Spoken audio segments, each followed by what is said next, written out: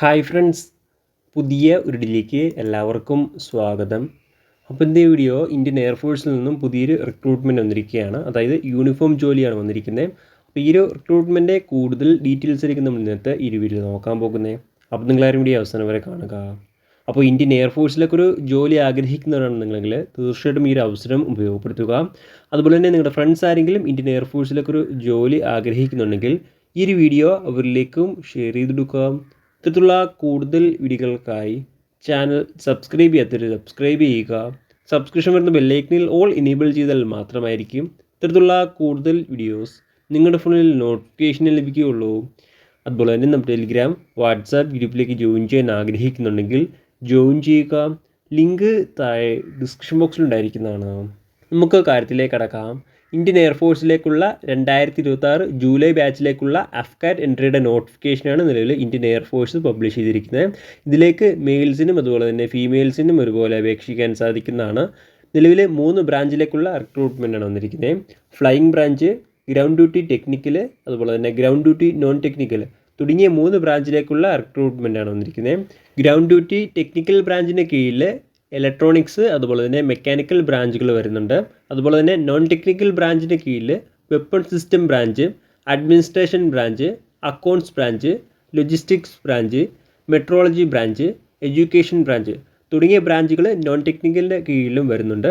ഇന്ന് നമുക്ക് ഈ ഒരു റിക്രൂട്ട്മെൻറ്റിലേക്ക് അപേക്ഷിക്കേണ്ട ഡേറ്റുകൾ നോക്കുകയാണെങ്കിൽ 2/6/2025 മുതൽ 1/7/2025 അപേക്ഷിക്കാൻ സാധിക്കുന്നതാണ്.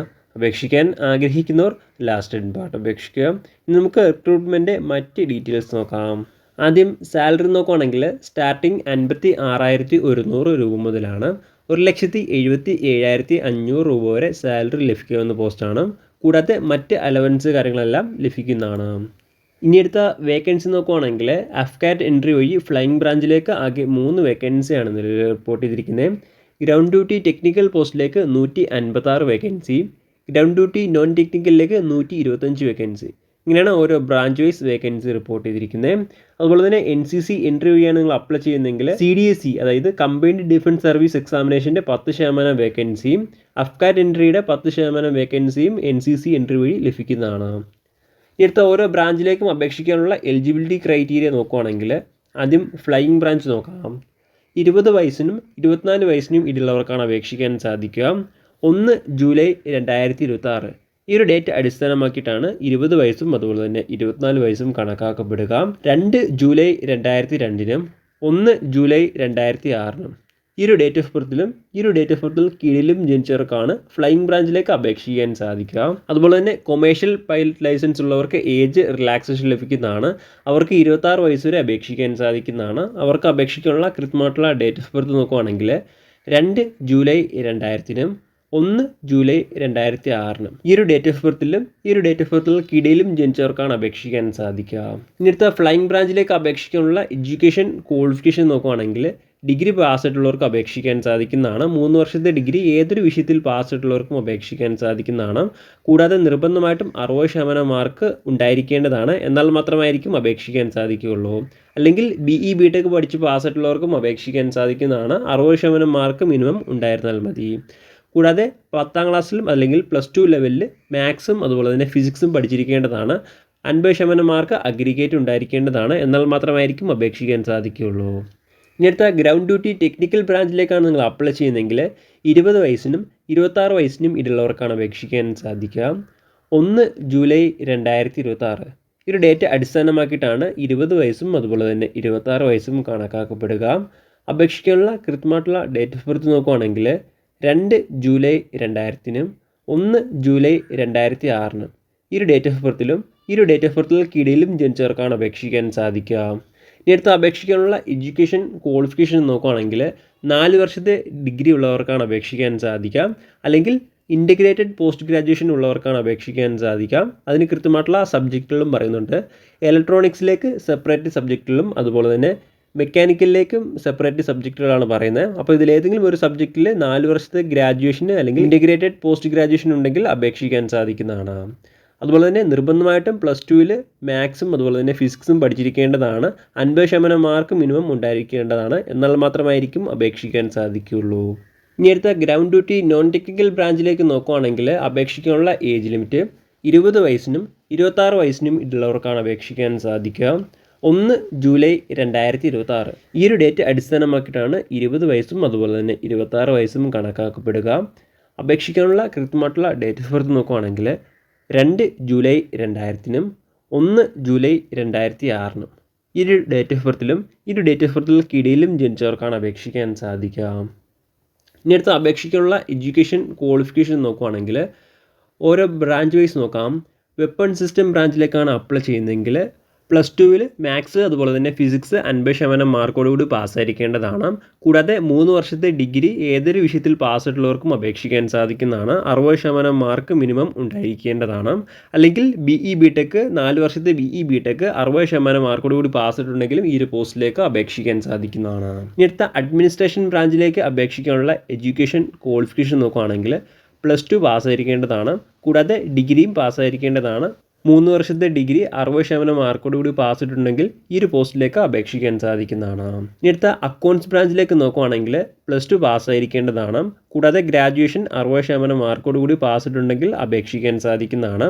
ഡിഗ്രി കൃത്യമായിട്ടുള്ള സബ്ജക്റ്റുകൾ പറയുന്നുണ്ട്. BCom ഡിഗ്രി 3 വർഷത്തെ ആയിരിക്കേണ്ടതാണ്. അല്ലെങ്കിൽ bachelor of business administration with specialisation in finance, അല്ലെങ്കിൽ bachelor of management studies with specialisation in finance, അല്ലെങ്കിൽ bachelor of business studies specialisation in ഫിനാൻസോട് കൂടി പാസ്സായിട്ടുള്ളവർക്കാണ് അപേക്ഷിക്കാൻ സാധിക്കുക. അതുപോലെ തന്നെ ക്വാളിഫൈഡ് CA അല്ലെങ്കിൽ CMA അല്ലെങ്കിൽ CS അല്ലെങ്കിൽ CFA ഉണ്ടായിരിക്കേണ്ടതാണ്. അല്ലെങ്കിൽ BSc with specialisation in finance ഉണ്ടെങ്കിൽ ഈ ഒരു പോസ്റ്റിലേക്ക് അപേക്ഷിക്കാൻ സാധിക്കുന്നതാണ്. ഇനി അടുത്ത ലോജിസ്റ്റിക്സ് ബ്രാഞ്ചിലേക്ക് അപേക്ഷിക്കാനുള്ള എഡ്യൂക്കേഷൻ ക്വാളിഫിക്കേഷൻ നോക്കുകയാണെങ്കിൽ +2 പാസ്സായിരിക്കേണ്ടതാണ്. ഏതൊരു വിഷയത്തിൽ ഡിഗ്രി പാസ്സായിട്ടുള്ളവർക്കും അപേക്ഷിക്കാൻ സാധിക്കുന്നതാണ്. 60% മാർക്ക് അഗ്രിഗേറ്റ് ഉണ്ടായിരിക്കേണ്ടതാണ്. എന്നാൽ നിങ്ങൾക്ക് ഈ ഒരു പോസ്റ്റിലേക്ക് അപേക്ഷിക്കാൻ സാധിക്കുന്നതാണ്. അടുത്ത എഡ്യൂക്കേഷൻ ബ്രാഞ്ചിലേക്കാണ് നിങ്ങൾ അപ്ലൈ ചെയ്യുന്നതെങ്കിൽ +2 പാസ്സായിരിക്കേണ്ടതാണ്. കൂടാതെ പോസ്റ്റ് ഗ്രാജുവേഷൻ 50% മാർക്കോട് കൂടി പാസ്സായിട്ടുണ്ടെങ്കിൽ അപേക്ഷിക്കാൻ സാധിക്കുന്നതാണ്. അതിൽ 50% മാർക്ക് പറയുന്നുണ്ട്. ആ ഒരു 50% മാർക്കോട് കൂടി പാസ്സായിട്ടുള്ളവർക്ക് അപേക്ഷിക്കാൻ സാധിക്കുന്നതാണ്. ഇനി അടുത്ത മെട്രോളജി ബ്രാഞ്ചിലേക്കാണ് നിങ്ങൾ അപ്ലൈ ചെയ്യുന്നതെങ്കിൽ +2 പാസ്സായിരിക്കേണ്ടതാണ്. കൂടാതെ BSc വിത്ത് ഫിസിക്സ് ആൻഡ് മാത്തമാറ്റിക്സോട് കൂടി 60% മാർക്കിൽ പാസ്സായിരിക്കേണ്ടതാണ്. അല്ലെങ്കിൽ തത്തുല്യം ഉണ്ടായിരിക്കേണ്ടതാണ്. അല്ലെങ്കിൽ 4 വർഷത്തെ ഗ്രാജുവേഷൻ ഇൻ എഞ്ചിനീയറിംഗ് അല്ലെങ്കിൽ ടെക്നോളജിയിൽ 60% മാർക്കോട് കൂടി പാസ്സായിരിക്കേണ്ടതാണ്. അതിന് കൃത്യമായിട്ടുള്ള സബ്ജക്റ്റും കാര്യങ്ങളൊക്കെ പറയുന്നുണ്ട്. അപ്പോൾ ഈ ഒരു ഏതെങ്കിലും സബ്ജക്റ്റിൽ നിങ്ങൾ പാസ്സായിട്ടുണ്ടെങ്കിൽ ഈ ഒരു പോസ്റ്റിലേക്ക് അപേക്ഷിക്കാൻ സാധിക്കുന്നതാണ്. ഇങ്ങനെയാണ് ഓരോ പോസ്റ്റിലേക്കും വന്നിട്ടുള്ള ഏജ് ലിമിറ്റ് അതുപോലെ തന്നെ എഡ്യൂക്കേഷൻ ക്വാളിഫിക്കേഷൻ. ഇനി അടുത്ത ഈ ഒരു റിക്രൂട്ട്മെൻറ്റിലേക്ക് അപേക്ഷിക്കാനുള്ള ഫിസിക്കൽ സ്റ്റാൻഡേർഡ്സ് നോക്കുകയാണെങ്കിൽ ഫ്ലൈയിങ് ബ്രാഞ്ചിലേക്കാണെങ്കിൽ മെയിൽസിനും അതുപോലെ തന്നെ ഫീമെയിൽസിനും മിനിമം 162.5 സെൻറ്റിമീറ്റർ ഉണ്ടായിരിക്കേണ്ടതാണ്. ഗ്രൗണ്ട് ഡ്യൂട്ടി ടെക്നിക്കൽ അല്ലെങ്കിൽ നോൺ ടെക്നിക്കൽ ബ്രാഞ്ചിലേക്കാണ് നിങ്ങൾ അപ്ലൈ ചെയ്യുന്നതെങ്കിൽ മെയിൽസിന് മിനിമം 157.5 സെൻറ്റിമീറ്റർ ഉണ്ടായിരിക്കേണ്ടതാണ്. ഫീമെയിൽസിന് മിനിമം 152 സെൻറ്റിമീറ്റർ ഉണ്ടായിരുന്നാൽ മതി. ഇനി അടുത്ത് ഈ ഒരു റിക്രൂട്ട്മെൻറ്റ് സെലക്ഷൻ പ്രൊസീജിയർ എങ്ങനെയെന്ന് നോക്കുകയാണെങ്കിൽ ആദ്യം എക്സാമിനേഷനാണ്. എക്സാമിനേഷൻ പാസ്സാവുന്നവർക്ക് AFSBയുടെ ഇൻ്റർവ്യൂ ആണ്. ഇൻ്റർവ്യൂ പാസ്സാവുന്നവർക്ക് അടുത്ത സ്റ്റേജിൽ ഡോക്യുമെൻറ്റ് വെരിഫിക്കേഷൻ അതുപോലെ തന്നെ മെഡിക്കൽ ടെസ്റ്റ് തുടങ്ങിയ പ്രൊസീജിയറിലൂടെയാണ് ഈ ഒരു റിക്രൂട്ട്മെൻറ്റ് കടന്നു പോകുന്നത്. ഇനി അടുത്ത് ഈ ഒരു റിക്രൂട്ട്മെൻറ്റിലേക്ക് അപേക്ഷയുടെ രീതി ഇങ്ങനെ നോക്കുകയാണെങ്കിൽ ഓൺലൈൻ വഴിയാണ് അപേക്ഷിക്കേണ്ടത്. ഓൺലൈൻ വഴി www.careerindianairforce.cdsc.in അല്ലെങ്കിൽ www.afcat.cdsc.in ഈ ഒരു സൈറ്റ് വഴിയും അപേക്ഷിക്കാൻ സാധിക്കുന്നതാണ്. അപേക്ഷിക്കാനുള്ള അവസാന തീയതി നോക്കുകയാണെങ്കിൽ 1/7/2025 അപേക്ഷിക്കാൻ സാധിക്കുന്നതാണ്. അപേക്ഷിക്കാൻ ആഗ്രഹിക്കുന്നവർ ലാസ്റ്റ് ഡേറ്റിന് അപേക്ഷിക്കുക. അതുപോലെ തന്നെ അപേക്ഷിക്കുമ്പോൾ ആപ്ലിക്കേഷൻ ഫീസും ഉണ്ടായിരിക്കുന്നതാണ്. ഏകദേശം 550 രൂപയാണ് ആപ്ലിക്കേഷൻ ഫീസ്. നിങ്ങൾക്ക് ഓൺലൈൻ വഴി തന്നെ അടയ്ക്കാൻ സാധിക്കുന്നതാണ്. എല്ലാ കാൻഡിഡേറ്റ്സും നിർബന്ധമായിട്ടും നിങ്ങളുടെ ഫീസ് അടച്ചിരിക്കേണ്ടതാണ്. അതുപോലെ തന്നെ NCC സ്പെഷ്യൽ എൻട്രി വഴിയാണ് നിങ്ങൾ അപ്ലൈ ചെയ്യുന്നതെങ്കിൽ ഫീസ് അടയ്ക്കേണ്ടതില്ല. ബാക്കിയുള്ള എല്ലാ കാൻഡിഡേറ്റ്സും നിർബന്ധമായിട്ടും 550 രൂപ ആപ്ലിക്കേഷൻ ഫീസായിട്ട് അടച്ചിരിക്കേണ്ടതാണ്. എന്നാൽ മാത്രമായിരിക്കും നിങ്ങളുടെ ആപ്ലിക്കേഷൻ സ്വീകരിക്കുകയുള്ളൂ. പ്രധാനമായിട്ടും ഇത്രയും കാര്യങ്ങളാണ് ഈ ഒരു റിക്രൂട്ട്മെൻറ്റുമായി ബന്ധപ്പെട്ട് നിങ്ങളോട് ഷെയർ ചെയ്യാനുള്ളത്. എന്തെങ്കിലും സംശയങ്ങളോ കാര്യങ്ങളോ ഉണ്ടെങ്കിൽ ഒഫീഷ്യൽ നോട്ടിഫിക്കേഷൻ അല്ലെങ്കിൽ ഈ ഒരു ആർട്ടിക്കിൾ ചെക്ക് ചെയ്യുക. ഈ ഒരു ആർട്ടിക്കിളിലെ ലിങ്ക് ഞാൻ ഡിസ്ക്രിപ്ഷൻ ബോക്സിൽ ആഡ് ചെയ്തിരിക്കുന്നതാണ്. അപ്പോൾ നമുക്ക് മറ്റൊരു വീഡിയോയിൽ കാണാം. അതുവരെ ബൈ.